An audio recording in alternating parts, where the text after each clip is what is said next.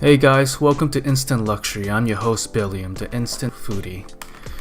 Throughout my video, I will talk and review about different instant foods and rate them with my signature instant rating system.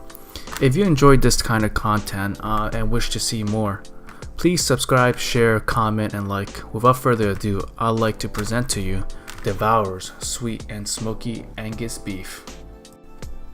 I found this while I was walking down my frozen food aisle and it caught my eye. Sweet and smoky barbecue made with real Angus beef. I love barbecue and I especially love real Angus beef, so immediately I knew I wanted to review it. Here is the back of the box with the nutrition facts. I'm not going to go over it. We all know frozen foods aren't great for you. I get frozen foods because it's supposed to be cheap and convenient. And you may call me crazy, but I actually kind of enjoy it. So let's go ahead and crack this one open and what it's all about. This looks like your typical frozen meal, nothing special. So hopefully this isn't an early indicator on what's to come. Let's see how it looks and smells when I cook it. After cooking it in the microwave, the first thing I noticed was the smell. It had a strong barbecue aroma with a strong hint of cumin. I love cumin with my barbecue, so that's a plus in my book. The meal itself doesn't look half bad at all. Does it look like the cover? Let's do a comparison. Obviously it doesn't, but it doesn't look half bad either. I really like the smell and I cannot wait to dig in. After mixing the sauce, the content only contained corn, potatoes, and some decent sized beef chunks, or what I presume to be beef chunks. I was hoping for more variety of vegetables. The beef looks somewhat like beef, and smell of the sauce is just making me pretty hungry. So let's go ahead and dig in. Let's start with the corn and potatoes. The barbecue sauce is actually quite nice. It's very sweet with a hint of tang, and also there's a splash of cumin in there as well. The corn was dry and a bit chewy. Some frozen corns you get from other frozen foods are more juicy, but not this one. The potatoes are nice, crisp and soft in the center.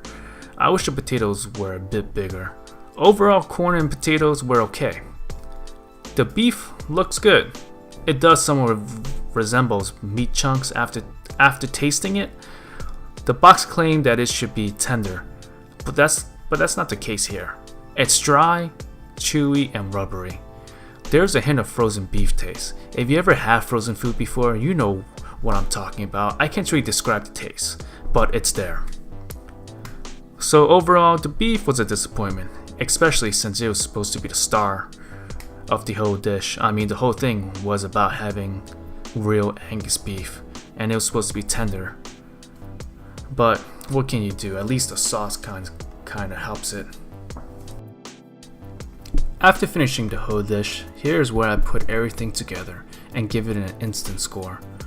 There are 4 categories I would use to rate the food with: visual appeal, taste, real factor, and finally affordability.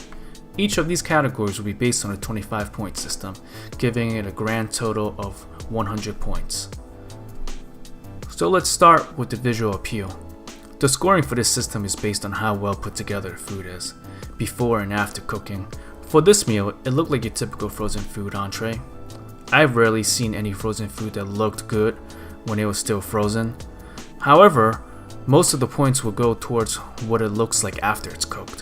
This particular meal didn't look repulsive, but it also didn't look too appetizing either.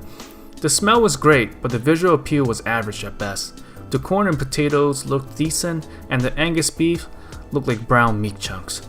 There were no guessing on what I was eating, so that's a plus. Everything looked like how it's supposed to look, so that's why I'm going to give it a 15 out of 25 for the visual appeal. Now for the taste. The box claims to be sweet, smoky, with tender Angus beef. The sauce did its job. It was sweet with a hint of cumin. However, after eating consecutive bites, the sweetness can become overpowering. It wasn't until minutes after I was done eating I finally tasted the smokiness. The corn was dry and a bit chewy. It is very hard to mess up corn even in frozen meals. The potatoes were crisp and had a soft center. I just wish it was a bit bigger. Now the beef was a disappointment. It was dry, chewy, and had like small hints of beef flavors. It really wasn't anything to rave about. When I ate everything together, it was pretty good. There was sauce, which is the star of the meal. The meal is really missing some kind of carbs, like maybe rice or even mashed potatoes. Having more variety in the meal can go a long way too. Add some onions and maybe even some string beans that can help a lot too. Now with so many shortcomings, the sauce does very little to really save it. That is why I'm going to give it a 15 out of 25 for the taste. Now the next category is the real factor. This is a unique category. It's very straight to the point. Does the food look like the real version it's trying to represent? For instance, I'm going to say not really. I will give it some points for having grill marks on the corn and some of the potatoes. The beef didn't look too good, and I couldn't find one that had grill marks at it. I mean, let's try to keep it consistent with the vegetables, putting some fake grill marks in the beef as well. So does it really look like a barbecue beef with potato hash? Not really. It looks like a, frozen food version. So I'll give this out of a 10 out of 25 for its real factor. Now for the last category, I'll go over affordability. I bought this from my local supermarket and it cost around $4.39 before tax. For the price you pay and the size, which you only get 10 ounces amount of food, I at least expected a bit more food. This is about the same amount of food you get from one of those lean cuisines, and they're usually on sale for like $2 or $2.50 per box, and even when they're not on sale, it's like, I think the most I've ever seen was like $3. This meal is really only meant for a snack. It would not fill you up. There weren't any sides either, and I wish there were more varieties to the meal itself. So because of the size and the price you pay, as well as not many varieties within the meal itself, I'll go ahead for the affordability. I'll give it a 10 out of 25. So altogether, that is a total score of 50 out of 100, which is just average, like on the border of average. The sauce was the only real redeeming factor.